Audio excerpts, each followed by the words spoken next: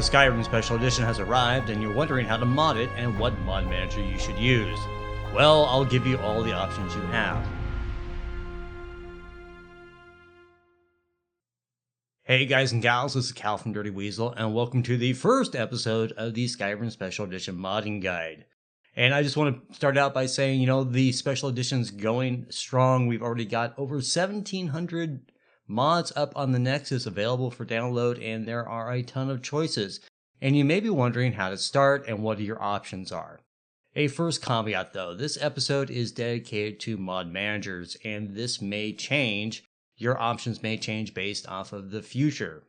As you may know, one of the creators of a mod manager we'll discuss here, Tannen, has joined the Nexus team, and they are creating a new mod manager from scratch that will be coming out in the future, and this video may be preempted by that. And if it does, I'll put a big note at the beginning here to tell you that, hey, don't use this stuff anymore, we've got better options. So if you're new to modding, and you may know about Bethesda.net, if you download mods from there, you would probably say that's not a good choice, and you'd be right. That's a really poor choice to use the Bethesda.net launcher to download games into your Skyrim PC version and to try and set load order in that manner. It just is not a great option. There's better ways of doing things. And I'm going to give you a whole list of options that you can go through and choose the mod manager complexity that you want. And it's going to get down to personal choice on this, but we'll discuss things. Now, as you may know, I have used Mod Organizer for a very long time. I've done already about 60 episodes and videos for different games, including Fallout 3, Fallout New Vegas, and Skyrim, and a whole bunch of special projects and different things. So I've got a lot of experience using Mod Organizer. Now, Mod Organizer, the original version, Mod Organizer 1 that we will call it, cannot be used with the Skyrim Special Edition because it is a 32-bit only application and the Special Edition is 64-bit. So that is right out. Well, Tannen, the creator of Mod Organizer, created Mod Organizer 2, and that is an option for you, but there are some caveats. I'm going to go to the internet and we're going to show you, basically Mod Organizer 2. It does work with 64-bit applications, and you can go ahead and try it. Now, this is the GitHub page for Mod Organizer 2. It doesn't say that, but that's what it is. And you see it's a pre-release beta 3. This is where Tannen stopped development. It will no longer be developed at this time. So you can go ahead and, if you are familiar with Mod Organizer, and I mean very familiar with Mod Organizer, you can go ahead and do so. And there are some caveats with this, and we will talk about them. There is a group of guys trying to get Mod Organizer 2 to work with the Special Edition, which it will not do out of the box. There is a GitHub page, and I'll put links to all this different stuff, and Mod Organizer with the Special Edition, there is a very long discussion going on the Reddit page for the Skyrim Mods Reddit on how to get it to work. But I'm going to leave this up to you. So you would go ahead and download the beta 3, the exec right here, and then you go read this guide. It'll tell you how to kind of get through it. And you'll also need one more thing. This is the TESVSE plugin for Mod Organizer 2 by Urcoast, mod number 1725 on the Nexus mod for Skyrim Special Edition. I will discuss that with you a little bit. So here's my experience with it. I've used Mod Organizer for a very, very long time, and I'm very familiar with it. I still use it for the normal Skyrim. So you have it right there. I have to use this until mods have caught up to a point where I can faithfully use it for, anything else that may be used for, the Let's Play and whatnot. But I've used it for a very long time. And I did experiment with all the different things that the guys that are trying to get it up to speed from Mod Organizer 2 to use with the Special Edition, and it just doesn't work very well for me. It has a lot of problems. And I think that if I'm going to do a video for it, I think that it's probably a bad idea. And here's the reasons why.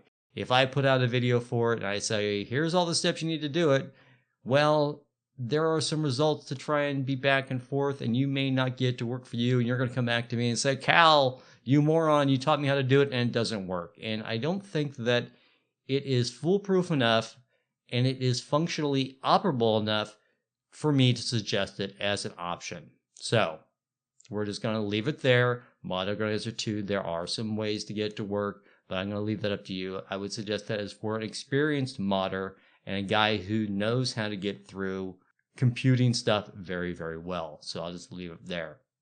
Now, the next option we'll talk about is Wrye Bash. Wrye Bash has been along since the Oblivion days, and most of you are familiar with making bash patches. Well, it was originally developed as a mod installer for Oblivion, and believe it or not, it still works. A few tweaks here and there, but it does still work. So I'm going to show you where to get it, and this is for, once again, for experienced modders that have a lot of pure experience and are ready to take on a high learning curve, because quite frankly, Wrye Bash is a steep learning curve because it is so different from things. But we'll go take a look at it right now. And you can see Wrye Bash SSE, it is mod number 443 on the Skyrim Special Edition Nexus. And it is basically, it doesn't even talk about it here, but basically this is the functions for Wrye Bash, and there are different things that you need to know about it. They don't even talk about it as being an installer on the main page for Wrye Bash. And I think that's probably a little weird, a little strange that they don't discuss it, probably because it doesn't really get used as much anymore. But if you wanted to download it, you would need to go to the files, and the Nexus being a little slow, download that manually to your desktop, and then you can go ahead and install it. But I'm going to give you some guidelines to kind of get through this, and a guide that is very helpful for Wrye Bash is over on this wikistepproject.com page, and it's guide Wrye Bash. And it will give through all of the guides, information about using Wrye Bash and Wrye Flash on how to install it as Bane installers. It will give you a ton of information. This page is very, very long, and it has a ton of great information for general users and if you want to try to get it to use it as an installation tool. Now, here's the thing, is that you're going to probably need it as a more advanced, kind of an intermediate type modder. So making Wrye Bash patches are a very important part of an advanced modder's setup when you get into having hundreds of mods. If you're familiar with modding in the past, you're very familiar with this concept. So there's those two access resources for you. And I'll just say at this point, Wrye Bash is a viable option and it works very, very well with a few caveats. But when you read the documentation on both the Nexus SE page and the Wrye Bash step page, it'll tell you what those caveats are and things to look out for. Now, do I recommend it for most modders? No. Do I recommend it for intermediate modder? No, because the steep learning curve involved in using Wrye Bash as an installer, probably not worth it at this point, because Tannen is joined the Nexus team and they're going to come up with that new mod manager. So you may spend all this time learning how to use Wrye Bash as an installer and a load management tool, and then something better will come out. And that's why Mod Organizer works so well, is because Wrye Bash has a lot of problems. It's not as friendly to use. Now, with that out of the way, we will go talk about the final option, and probably the one I'll consider most user-friendly. And of course, that is Nexus Mod Manager. Now, like I said, I used Nexus Mod Manager in my very early days of modding Skyrim, Fallout New Vegas, those sort of things, before I learned Mod Organizer. It is very easy to use. Is it as powerful as Mod Organizer? No, it is not. But it is very simple to learn. The learning curve is not very steep, and it is usable with a few caveats that I will discuss. Basically, you're going to be able to use the tool, mod the special edition, play the game with the mods, try things out, and it's going to work very well for you until the new mod manager comes out from Tannen and the Nexus team. With that in mind, I think I'll go ahead and just say, for most users, in most cases, unless you are an advanced user, an advanced mod user, go ahead and just use Nexus Mod Manager. Before we get started, I'm going to point out that there is a very good guide on the basics of use, how to install it, how to get it up and running, done by Michael from Gamerpoerts, and it's basically Nexus Mod Manager from start to finish. If you are a non-familiar user of Nexus Mod Manager and you want just the basics on how to get it up and running, go watch that video. You can see I have a link right over here, the big GP symbol that I always send people to Michael from Gamerpoerts videos on. Go click on that, go watch that, video and learn how to set it up and how to use it. I'm going to set up Nexus Mod Manager, and I'll just speed through it very quickly, and I'll come back and we will discuss things that you should know as a former mod organizer user and kind of points out some different things for you, okay? Stand by, I'll be coming right back. Alrighty, and you can see we have Nexus Mod Manager 0.63.6 Skyrim Special Edition right there. And basically all I did was when it goes through, if you have watched Michael from Gamerpoerts' video, right? I hope so, because I skipped over a huge amount of information regarding installation and setup. I'm just getting to the important stuff that you guys need to know. I skipped over, when you're doing the search thing, and it says that it found Skyrim, Fallout New Vegas, Fallout 3, all these different things. I clicked X's on all those to show that they were not found, and the only thing I want Nexus Mod Manager to manage is the Special Edition.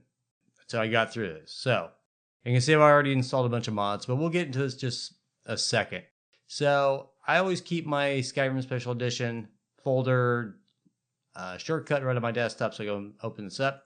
And I installed Nexus Mod Manager directly into the main directory for the Skyrim Special Edition, because that's where I wanted to be handling everything for that. So that's where I put that.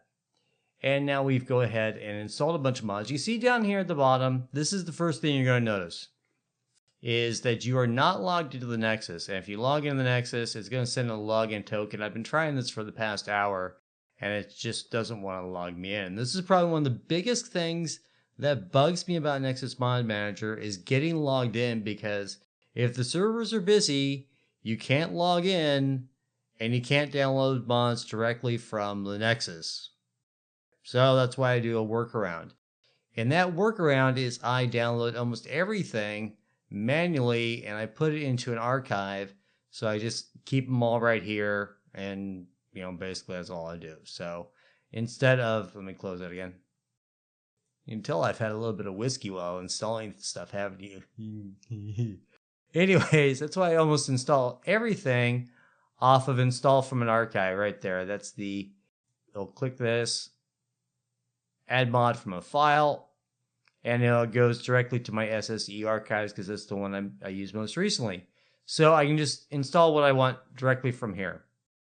Cancel. Hey, look, I'm logged in. Let's try another annoying thing that really gets me is I'm going to go to the internet, and I've got an armor that Fiona uses, and this is the Mortress Armor Recolors UNP body style. If you've ever seen Fiona in the Skyrim tutorial videos, this is the one she wears a lot. And I'm going to try and download this, and we're just going to go ahead and download with Manager and see if it works, because a lot of times it doesn't. And this is the first thing I'll point out is down here at the bottom, you get Download Manager, and you can see the mods that you are now attempting to download from the Nexus, and we will just keep a track on it. It says that it is downloading right over here. And eventually, if it does start to download, you'll have a speed that it's downloading, but we'll just see, okay? So we'll just keep track of that. It's always fascinating to do things, but let's go across the top. You got the Launch Skyrim. You got different options here right now. I've only got it set up to Launch Skyrim SE. Eventually, it'll have an SKSE marker there. Then you have the profiles. I have already gone through and rename the default profile to vanilla. Okay, you can do that just by rename current profile, and then I set it up as vanilla. And that way, if you click on that one, you can see I've got nothing installed. And then secondly, I set up a new profile, and I called it Dirty Weasel, so that I can activate that. Let's just activate something simple. How about Frostfall? Now Campfire. It's activated. Now if I go back to vanilla, it's not activated. And that's the same thing as profiles for Mod Organizer. I always like to have a vanilla profile, so everything will be deactivated. And then I can go back and activate Dirty Weasel.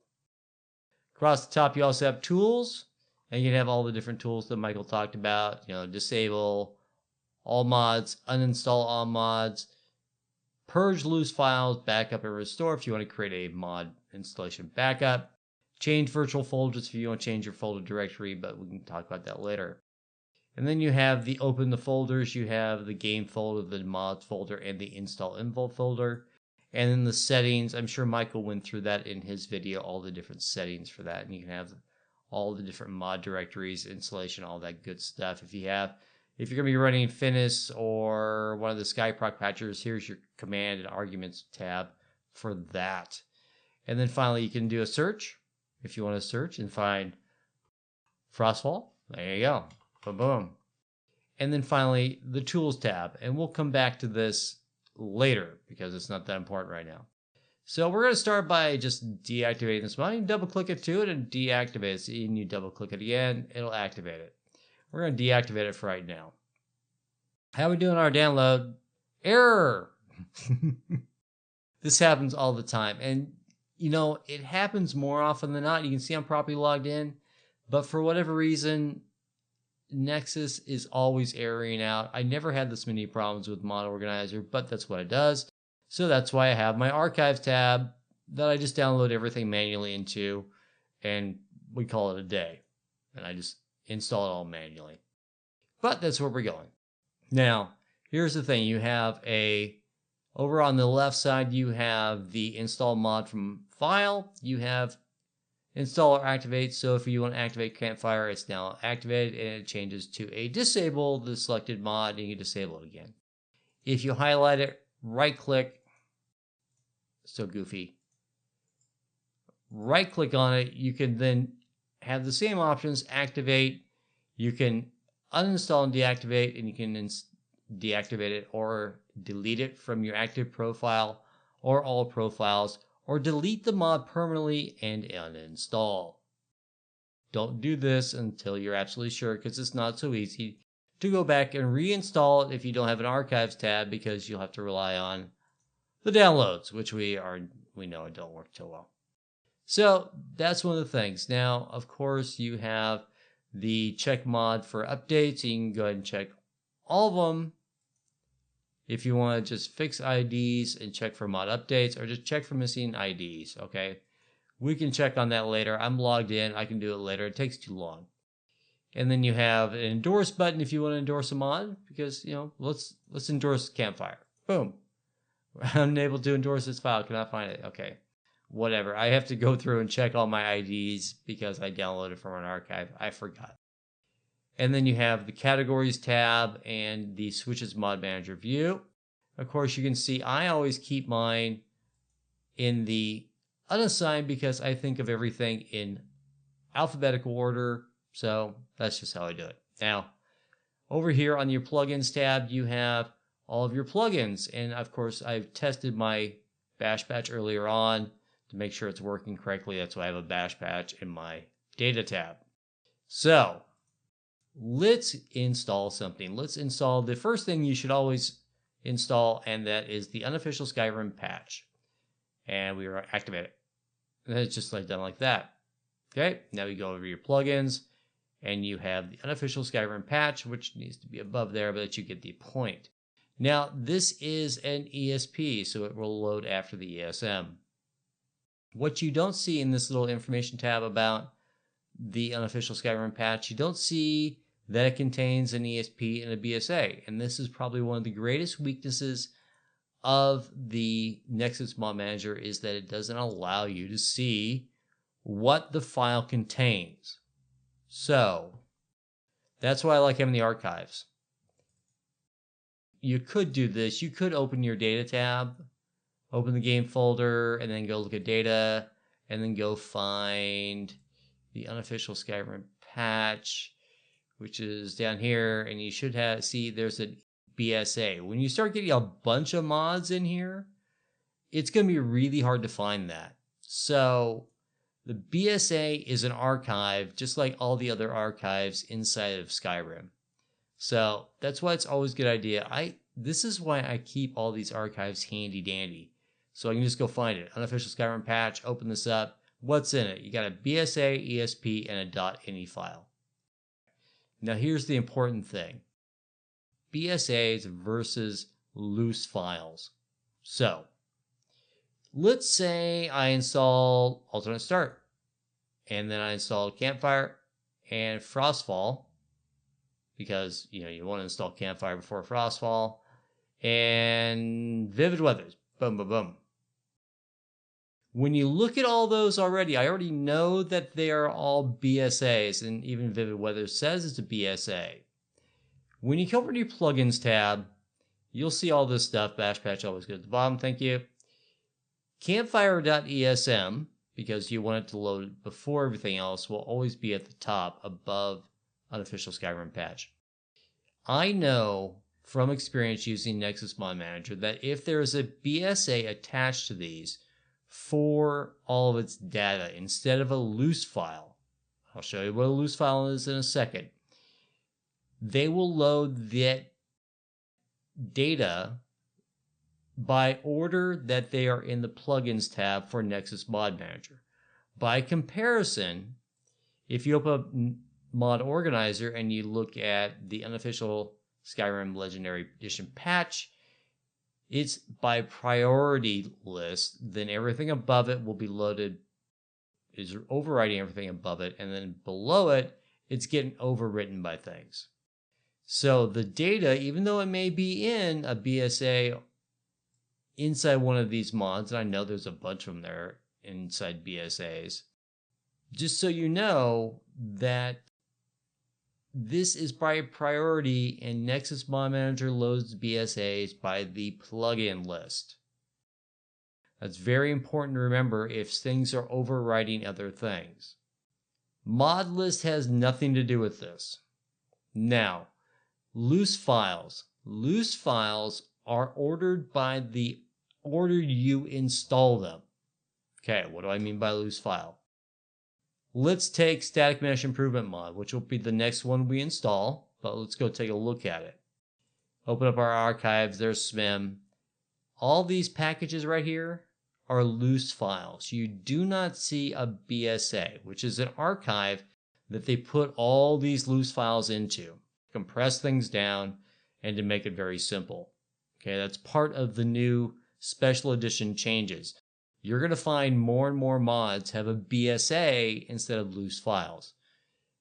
Brumbeck put it all in loose files, and that's fine. Whatever he wants to do is fine. He did it partly because it's contained in a faux mod. But that's an idea of what a loose file is. Now, when you look at Noble Skyrim, this is a retexture mod, another retexturing. Noble Skyrim, open this up, data, textures. So this is considered a loose file also. It doesn't have an ESP attached, but it is a loose file. So if I were to do this, and this is primarily for things that will overwrite things, let's activate Static Mesh Improvement Mod. We're going to show you two things. Activate it, and you can see it's going to activate things, and it's that quickly. When it first activates, it won't be that fast. You'll have a mod activation queue down here, and it'll show you its progress the first time you install it. But that's neither here nor there. So Static Mesh Improvement Mod is installed. The next thing you would install, because you know you're going to overwrite a lot of textures, is the Noble Skyrim full pack. Now watch what happens. It's going to say that the data textures architecture farmhouse, this is just the first one that is being overwritten. Okay, Static Mesh Improvement Mod, activate this file, this mod's file instead. And we're going to say yes to all. If you say yes to that folder, you saw all the folders that SMIM may have. You have a bunch of other ones that may have multiple folders. You'll be clicking that all the time. But we do know that we want to override the texture provided by SMIM and then use Noble Skyrim's texture instead. Just click yes to all. Okay, and you're going to see the progress bar right there, and it's done. The same thing goes with the Noble Skyrim patch. Static Mesh Improvement Mod patch for Noble Skyrim. Click and activate this. Come on. Come on. I hate this. Do it again. Activate it. Same thing. You see this is something different. Textures, architecture, Windhelm, white brick has already been installed by NSM full pack. Now it's not saying that it's overriding SMIM anymore, but we know that's what it's doing. Yes to all. Just do it all. because you do know that loose files are activated by priority order in which you install them. That's the difference between load order on plugins versus mods. Bash patch always goes at the bottom. So that's the whole thing. Now, how you order these in real life is going to depend a lot on loot, and hopefully loot will get it right. Loot doesn't always get it right, but it does get it right most of the time. That's why you have to read mod pages, right, guys? So when we get into the supported tools, I'll show you how to install those and talk about the special needs that loot has with reordering your ESPs. I'll be right back. Now on tools, we mentioned this tool over here. We got supported tools. And you can see loot, Wrye Bash, and SSEedit are the only three we're going to talk about right now. We go back on the Nexus. We have Wrye Bash, loot, and SSEedit. Now, Wrye Bash is the same tool we talked about for installing things, but you can make a bash patch for this. So you go ahead and scroll down, download this manually to your desktop. Loot has been updated today to support the special edition. So once you go ahead and download loot, just get the installer.exec and download that to your desktop. SSEedit, also known as TES5Edit, also known as Xedit, has an update for SSE. It works for making merge patches, and it's also a valuable tool to checking your load order if you have any masters missing. So just remember, this is a standard tool for using for Skyrim in general, so you want to have this and download that manually to your desktop. And of course, I have all three. We can now put this over here because we installed Nexus Mod Manager, and you can see we have all three right here. I want you to go ahead and unpack these. You can see they're all loose here. Mopey can be brought out. We can do that one on its own. And there's the loot installer. We're going to minimize this down. We're going to unpack, extract to SSEedit, and it will create its own folder. It is right there, so now we have a matching there, and this is an installer. When we go over to our Skyrim Special Edition shortcut for our mod section, where we have Nexus Mod Manager, you're going to do a couple different things. I'm going to go ahead and put Wrye Bash, which is the folder name is Mopey. I'm just going to copy it into Skyrim Special Edition. And there you have Mopey. And inside that you have bash.ico and the Wrye Bash exec. Okay, this is the important one you want to keep an eye on, wryebash.exec. And then we're going to do the same thing for SSEedit. And we're going to copy that to the Skyrim Special Edition and drop it in. Open this up, you have SSEedit.exec. That's the important one to remember. So just remember some of these file paths here. We have Steam Apps Common, Skyrim Special Edition, SSEedit. So just remember where those file paths are. Now under Common, you don't see anything here. And that's because we're going to go ahead and install loot to the Common section because I don't want it hanging out in the Skyrim Special Edition only. I wanted to be able to use it for Fallout New Vegas, Fallout 4, and for Skyrim. Because you see Skyrim doesn't have loot in here anymore because I uninstalled it. And you don't see it here. So when you click on the loot installer, this is all old stuff. Yes, I know. Select English. Yeah. Browse. That's what we want for right now. So we want to go into wherever you keep your games drive. Of course, the file path for that would be Steam Apps Common. And we go into my games drive, and this is for you guys that do the same thing. Common. And you see it's going to be Steam Apps Common, and it'll start its own folder. Select OK. And next. Create desktop shortcut. This may be a good idea for you Nexus Mod Manager users because I'll show you kind of how it works. Go ahead and click Next. Okay. Restart it later. I'll just restart it later. And now we have a loot folder inside of Steam Apps Common because I want to be able to use loot from multiple programs inside of my other mod organizer folders, and I'll just have to reset things to this loot.exec. What does that have to do with Nexus Mod Manager? We'll take a look, and we have our tools. And you can configure, let's start with loot, since it's at the very top, configure loot. And we would go find it wherever we keep our... I'll be back when I find it. Okay, you can see where I set my loot, and it's all the way back. If you go through my games drive, Steam, Steam apps, loot. Now it doesn't say to select the executable, it says select the folder where the loot executable is located. Go and click OK. And now you have launched loot, and it should launch. We need to set the new game, Special Edition, and we are good to go. And you see all the ESPs that we've done. We'll come back to this in just a second. We're just going to close that down. We'll need to do the same thing for Wrye Bash, but in this case, it is inside the Special Edition folder, and Wrye Bash is in Mopey. So you can see that you're just selecting that folder. And we'll double check Wrye Bash, and it worked correctly. And you can see we have some red warning things because these are all out of order, but that's okay. We can talk about that later on. But you can see we also have a bash patch, but all this stuff is in there. So that's nothing to worry about as far as Wrye Bash goes. And finally, we need to do SSEedit and do the same thing all over again. And there's the folder for SSEedit. Go and click OK on that. And we will double check it and launch SSEedit. Yep, we got it. There it is.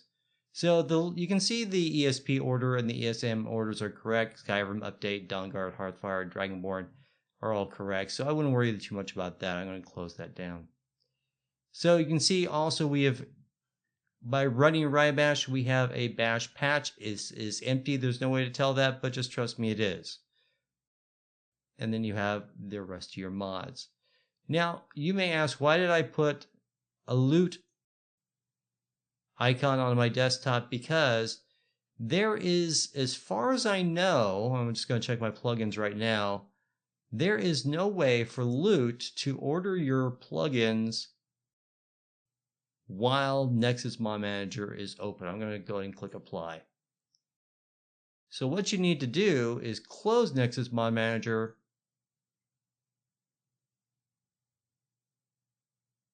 Yep, you can see it moved things around. Apply it, close it, and open Nexus Mod Manager again.